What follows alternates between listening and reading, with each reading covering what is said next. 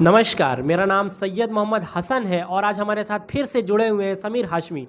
समीर हाशमी के साथ हम बातचीत के सिलसिले को आगे बढ़ाएंगे और आज हम इनसे ये जानने की कोशिश करेंगे कि क्या कुछ हुआ है श्रीलंका में। श्रीलंका में इतनी बड़ी क्राइसिस क्यों आई, वहाँ के प्रधानमंत्री ने अपना इस्तीफ़ा दे दिया है, फिर भी श्रीलंका की जो पब्लिक है वो अभी भी रोड पर आंदोलन कर रही है। तो समीर हाशमी, आप हमको ये बताएंगे कि वहाँ की पब्लिक अभी भी रोड पर क्यों है? क्योंकि वहाँ के प्रधानमंत्री ने तो इस्तीफ़ा दे दिया है, फिर वहाँ की पब्लिक क्या मांग कर रही है अपनी सरकार से? बुलंदी देर तक किस शख्स के हिस्से में रहती है। बड़ी ऊंची इमारत हर घड़ी खतरे में रहती है। ये मुनव्वर साहब का शेर था जो आज श्रीलंका की स्थिति पर बेहद काबिज तौर पर नाजिर होता है। क्योंकि श्रीलंका की अगर स्थिति हम देखें मौजूदा समय में, तो वहाँ की स्थिति बद से बदतर होती हुई हमें नजर आ रही है। हम आपको जरा बैकग्राउंड में लेके चलते हैं कि आखिर जो आज श्रीलंका में आर्थिक संकट से श्रीलंका जूझ रहा है, वो स्थिति क्यों उत्पन्न हुई है। साल 2018 में, क्योंकि टूरिज्म के नाम पर अगर हम कहें श्रीलंका में लगभग 12 से 13% जो कमाई होती है वो टूरिज्म के बेसिस पे श्रीलंका में होता है। वो पूरी तरीके से कोरोना काल खंड के दौरान वो चौपट रहा। उसके बाद ऑर्गेनिक फार्मिंग, जब वहाँ के राष्ट्रपति सत्ता में आए, गोटाबाया राजपक्षे जो वहाँ के राष्ट्रपति, जब वो सत्ता में आए तो उन्होंने वादा किया था कि हम ऑर्गेनिक फार्मिंग पूरी तरीके से श्रीलंका में लागू करते हैं। उसके साथ साथ वहाँ पर जब ऑर्गेनिक फार्मिंग बिना कोई सोचे समझे लागू की गई, एक तरीके से सरकार का मास्टर स्ट्रोक कहा जाता था, वो पूरी तरीके से विफल रहा। और दूसरी सबसे बड़ी बात, जो विदेशी मुद्रा होती है, कोई भी चीज़ को अगर हम इंपोर्ट करते हैं तो हमारे लिए विदेशी मुद्रा का होना बहुत ज़रूरी है, जो कि श्रीलंका में बहुत कम स्तर पे है। मुश्किल से 12 से 13% वहाँ की विदेशी मुद्रा बची हुई है एक महीने के किसी सामान को हम एक्सपोर्ट करने की। अब हम बात करते हैं वहाँ की लोकतांत्रिक ढांचे की।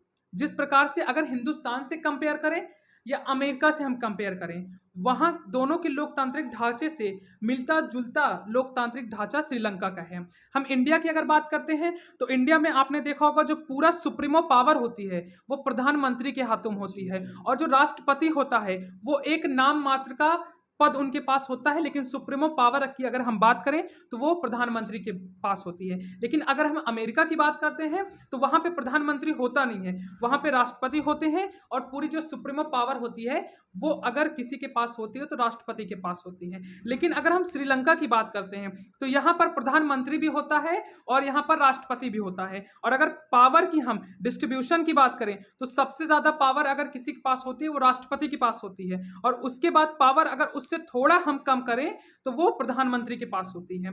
और सबसे मजे की बात यहाँ पे ये होगी कि जो राजपक्षी परिवार था वो लंबे अरसे से, आप देखिए, चाहे श्रीलंका के ऊंचे कुर्सी की बात करें, पद की बात करें या कैबिनेट की बात करें, वहां पर वो परिवार काबिज था। राजपक्षे परिवार में महेंद्र राजपक्षे जो मौजूदा समय में अभी क्योंकि उन्होंने इस्तीफा दे दिया है, उसके पहले वो प्रधानमंत्री थे और उन्होंने इस्तीफा दिया, और उसके बाद जो गोटाबाया राजपक्षे हैं वो राष्ट्रपति हैं, मौजूदा समय में अभी वो राष्ट्रपति हैं। तो वहाँ की पब्लिक रोड पर क्यों? वहाँ पर महंगाई बहुत ज़्यादा बढ़ गई है। वहाँ की पब्लिक रोड पर क्यों? वहाँ की पब्लिक क्या चाह रही है वहाँ की श्रीलंका की सरकार से? देखिए, अगर वहाँ का हम जातिगत गणित की बात करें तो वहाँ पे जो सिंगल बुद्धिस्ट हैं उनकी जनसंख्या 74.9% है। अगर हम तमिलों की बात करें तो 9.11% है। अगर हम मुस्लिम की बात करें तो वहाँ पे 9.3% है। लेकिन जब आई थिंक उसमें सिंगल जो सबसे जनसंख्या वाली वहाँ पे मौजूदा परिस्थिति में जिसकी सबसे ज़्यादा जनसंख्या है, उनको ऐसा लगता था कि जो हमारे यहाँ पर अल्पसंख्यक है वो यहाँ पर हावी हो जाएंगे।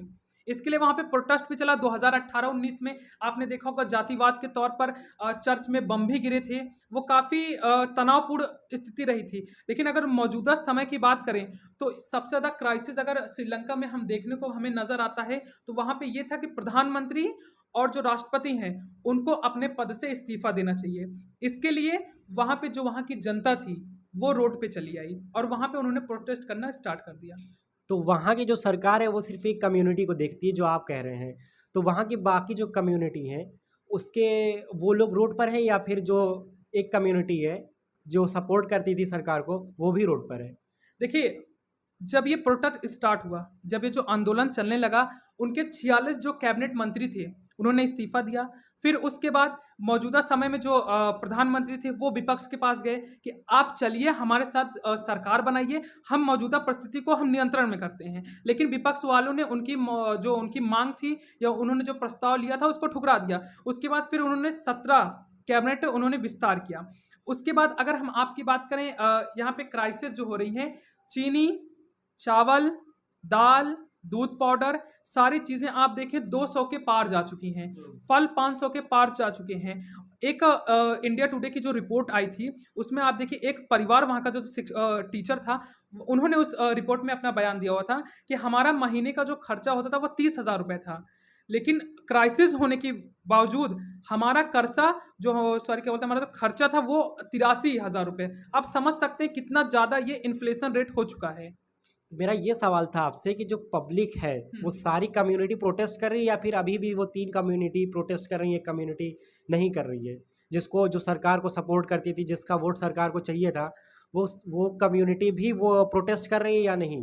देखिए मौजूदा समय में जो कम्युनिटी वहाँ पे प्रोटेस्ट करने की आप बात कर रहे हैं, अधिकतर वहाँ पे जो अल्पसंख्यक थे, जो तमिल थे और थोड़ी बहुत की अगर हम सिंघली की बात करें वो उसमें प्रोटेस्ट कर रहे हैं। उनकी सिर्फ यही मांग है कि प्रधानमंत्री इस्तीफा दें, क्योंकि ये परिवारवाद की जो राजनीति है वो लंबे अरसों से चली आ रही है। कभी उनके पिताजी करते थे, कभी उनके बेटा करते थे, कभी उनके बेटा करते थे। ये लंबा राष्ट्रपति वही भी, प्रधानमंत्री वही भी, वित्त मंत्री वही भी, गृह मंत्री वही भी, और हद तो यहाँ तक हो जाती है जो राष्ट्रपति हैं उन्होंने एक ऐसा बिल पारित किया कि मौजूदा समय में मैं राष्ट्रपति के साथ साथ अगर मैं कोई और पद को लेना चाहूँ तो वो पद को भी मैं ले सकता हूँ। ये लोकतंत्र के लिए बहुत खतरे की बात हो सकती है। मौजूदा समय में ऐसा तो मुझे नहीं लगता कोई लोकतंत्र होगा जो श्रीलंका में होता हुआ दिख रहा है। तो राजपक्षे परिवार का जो उनके परिवार की जो सरकार जो चल रही है वो आज से नहीं, वो कई सालों से चल रही है, ठीक है। लेकिन पब्लिक को अब क्यों समझ में आ रहा है? पब्लिक को ये महंगाई पहले क्या नहीं दिखी, या फिर ऐसा क्या हुआ कि ये महंगाई अब आके बढ़ना वहाँ पे शुरू हो गई, वहाँ पे क्राइसिस आ गया? इतने सालों से उनकी सरकार थी, तो अब ही ऐसा क्यों हो रहा है? पहले पिछले कुछ इतने सालों से ऐसा क्यों नहीं हुआ? देखिए महंगाई की बात कर रहे हैं तो 4,000 बिलियन डॉलर कर्ज है श्रीलंका के ऊपर। चाइना का कर्ज है श्रीलंका के ऊपर। अपने देश का पेट नहीं भर पा रहा है वो, और मौजूदा समय में कुछ ऐसे उसने निर्णय लिए जो देश के हित में नहीं था। बिना कोई सोचे समझे आप लोकतंत्र में इतनी बड़ी जनता के ऊपर अगर कोई निर्णय को आप थोप देते हैं, और उनका निर्णय में अगर आपको याद दिलाना चाहूँ, VAT वैल्यू एडेड टैक्स जो था, उन्होंने बोला कि अगर हम सत्ता में आते हैं हम VAT कम करेंगे। उन्होंने वो सत्ता में आए, उन्होंने VAT कम किया, लेकिन ठीक उसी के बाद हमारा कोरोना कालखंड आ गया। और जब हमारा कंजम्पशन नहीं होगा, उनकी सोच अच्छी थी लेकिन मास्टर स्ट्रोक जो वो कह रहे हैं वो चीज़ें गलत थी। हम जब कंजम्पशन नहीं करेंगे, मार्केट में पैसा जाएगा नहीं, तो फिर टैक्स कम करने का मैटर क्या रह जाता है? कोरोना कालखंड में कोई भी स्थिति हो, कोई भी परिस्थिति हो या कोई भी देश हो, सबकी अर्थव्यवस्था चौपट हुई है। और श्रीलंका में अगर मैं बोलूँ ये जो VAT उन्होंने कट किया था, जिन्होंने कम किया, वो कहीं ना कहीं श्रीलंका की आर्थिक संकट का बहुत बड़ा कारण बना। बहुत बहुत धन्यवाद समीर हाशमी, आपका। आपने अपने पक्ष को, अपने पॉइंट ऑफ व्यू को हमारे सामने रखा, हमारी ऑडियंस के सामने रखा। और भी हम इनसे जुड़े रहेंगे, समीर हाशमी से आगे भी हम इनसे और भी कई टॉपिक्स पे बात करेंगे। आप देखते रहिए द ट्रुथ। Thank you.